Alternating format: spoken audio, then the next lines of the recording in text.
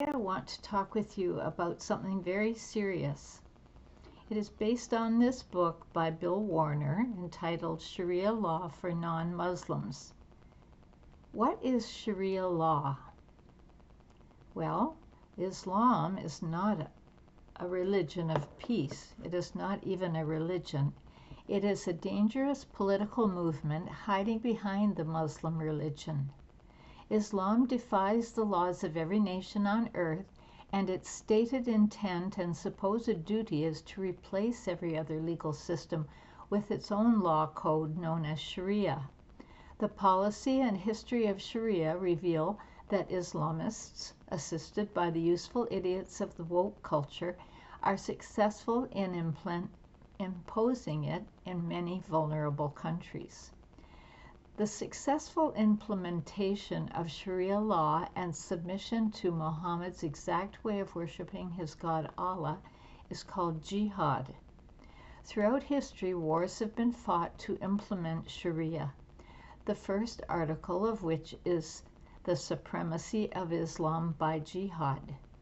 Every society requires some form of legal system, so Sharia enslavement moves in wherever God's laws of liberty are pushed out.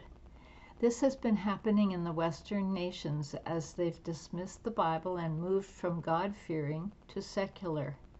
Secularists enjoy liberty only because they inherited it from the previous biblically literate culture who were familiar with God's legal system and the Ten Commandments. We are only now discovering that when ancient Israel was observing their laws, they enjoyed liberty even greater than what we have in the American constitutional law. Islamic jihad is not liberty producing. Currently, it is being successfully carried out in Europe and in the United Kingdom. It is also making headway in the United States, especially in New York City, and in Texas, where it is setting up headquarters of Sharia law. Sharia is not compatible with U.S. constitutional law. A parallel society with a conflicting set of laws within its borders quickly divides, conquers, and destroys a nation. The oppressive laws of socialism, communism, Nazism, and Islamism have victimized millions of people. In recent years, Muslims have slaughtered millions of Christians in the Congo, Nigeria, Sudan, Jews in Israel, Europe, and Britain. Islamic jihad subjugates all cultures worldwide and replaces whatever freedoms they have with Islamic oppression. Numerous large jihads have been carried out over the course of history, which the Crusades have driven back. Jihad may recede, but then it advances again, is pushed back, and advances once more. Why does God allow this? When a population persists in dismissing his laws, they are asking Sharia or another totalitarian form of government to step in to take its place. What exactly is Sharia? Well, it can be defined as the law arm of Islam. It is based on a trilogy, the Quran, the Sirah, which is the biography of Mohammed, and Hadith, which is his traditions, which Muslims are required to emulate. Muslims and jihadists all submit to the Sunnah of Mohammed, the Quran, and to the God, Allah. Allah hates all other faiths and commands its Muslim followers to subjugate them by slaughter or by slavery, including an oppressive tax called jizya. Islamic scholars claim the Sharia law system is perfect, universal, and eternal because it is based on the Quran and from the only supposedly legitimate God, Allah. In school propaganda, they describe Islamic history as glorious when it is in fact violent jihad. Some claim moderate or secular Muslims are peaceful. But whatever their brand, beneath the exterior hide the same beliefs and aims of Islam. All followers of Mohammed approve of terrorism in the name of Allah. No moderate or radical Islam exists, only Islam. They terrorize police, public officials, and the public unless the public refuses to be afraid. Here are a few objective facts to research about the political activities and goals of Muslims. Sharia law demands time and space for Islamic prayer. Islamic prayer is generally consigned to mosques, but mosques and the broadcast of calls to prayer with men bowing in city streets, such as recently seen in New York, Times Square, and Dearborn, Michigan, and elsewhere, indicates that they believe they have conquered that region. In some parts of America, laws demand Sharia compliant banking and financing systems, and then these fund the destruction and replacement of the host society. Sharia demands hospitals provide Sharia compliant treatment, and restaurants and stores supply halal food, and that slaughterhouses be set up to accommodate them. Sharia law unjustly holds an entire family or clan responsible for an offense. In contrast, under U.S. law, only the criminal is penalized for his crime, not the entire family if an uncle breaks the law. In a Sharia court of law, a woman's testimony is worth half a man's testimony. 2 women have the value of 1 man. I'll repeat that. 2 women have the value of 1 man and are not allowed outside of the house without permission from husbands, according to Sharia. Insane hatred and devout belief in the genocide of infidels, such as Jews and white people, propels Muslims to teach their children and worshippers that they are disgusting and should kill them, and when and how to do it. Muslims call America the Great Satan and Israel the Little Satan. They chant their central theme, death to America, even in America where they live in freedom. Muslims consider the death of non-Muslims as necessary and a sacred act. One account of Mohammed, who in his 50s married Aisha, a 6-year-old, and consummated the marriage when she was 9, relates how they sat all day watching executioners behead 800 Jews for refusing to declare Mohammed as the prophet of Allah. No wonder populations under Sharia are so traumatized that they have genuine Islamophobia. Sharia law requires honor killing of a woman when her father, brothers, and/or uncles claim she violated modesty laws. This could mean going out in public unveiled. Veiling could be a hijab or complete black tent with only a peephole slit for oxygen and vision. Islamic law justifies honor killing. A man is free to strike a woman, his wife, and to kill her if he sees fit. The objective of Muslims in your town is never to coexist or assimilate, but to conquer. Their objective is never to assimilate. They mock at our values and naivety in welcoming millions from a barbarous desert culture into our country, and we are shocked that they reject our Western standards and promote marriage to their cousins, and while wanting to kill our pet dogs, their culture allows bestiality with goats and camels. Muslims have set up sleeper cells across this country and thousands of mosques. They have their own police department in New York City and enforce Sharia law on anyone who enters their Muslim no-go zones.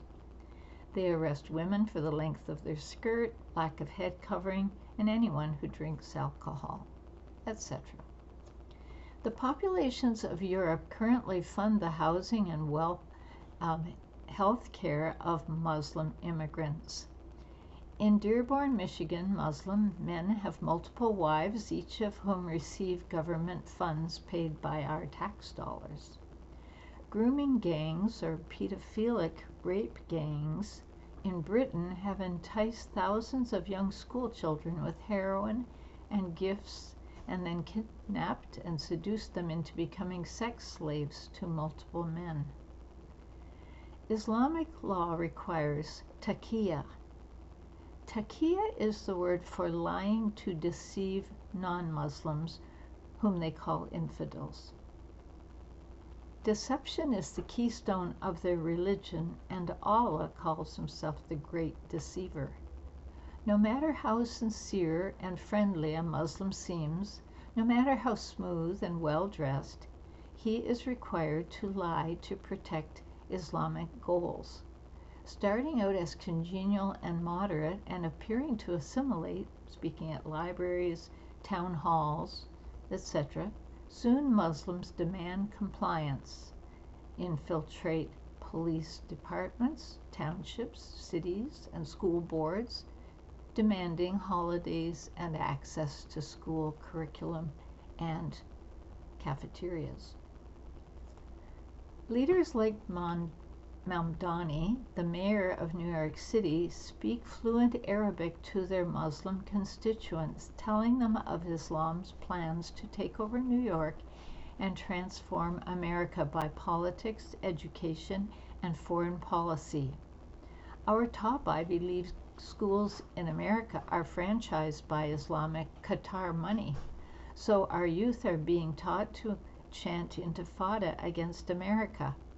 Many Muslim mayors exist in Britain, and at least 9 in major cities in the United States.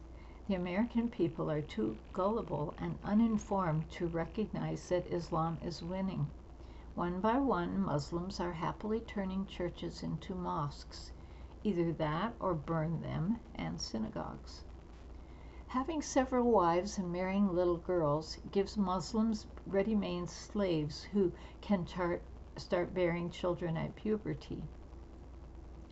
This way they quickly achieve a high percentage of the population. Then, no longer needing subterfuge, they become forceful and demanding.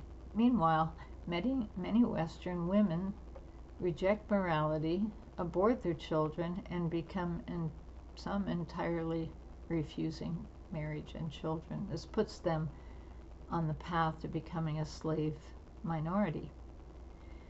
These facts point out a few of the many differences between our Western law code and Islamic Muslim political doctrines which directly affect non-Muslims. Western thought is advanced, and its culture elevates humankind and liberates people. The West is the bastion of human rights.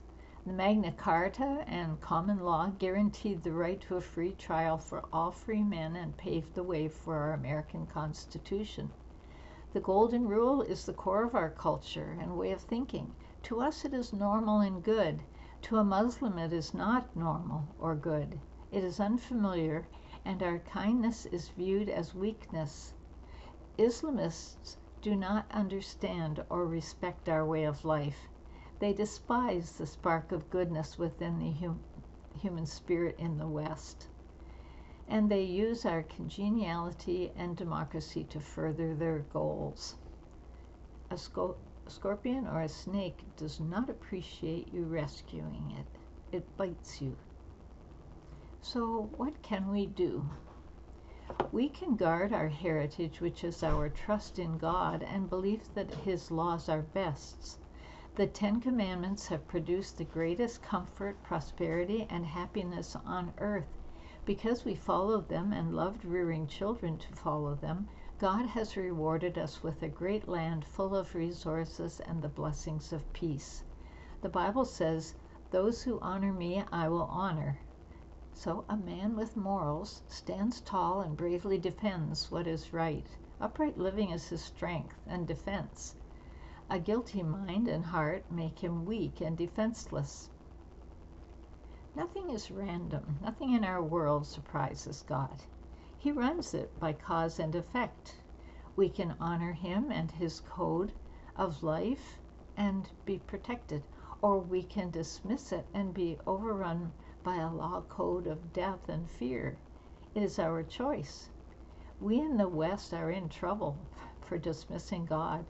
He has allowed us to become foolish sheep. Deuteronomy 28:28 warns that dismissing his common sense way of life will lead to mental illness and anxiety. The Lord shall smite thee with madness and blindness and astonishment of heart. But we have a choice. We can return to him if we do not want Sharia. And watch how quickly he will rescue us. God protects a righteous person and society. So let's follow the 10 Commandments, the perfect law of liberty in the Bible. Here is a rhyme by Isaac Watts. You shall have no other gods but me, before no idol bow thy knee. Take not the name of God in vain, nor dare the Sabbath day profane. Give both thy parents honor due, and see that thou no murder do. Abstain from words and deeds unclean, nor steal though thou art poor and mean, nor make a wilful lie, or love it. What is thy neighbor's, do not covet. Thank you.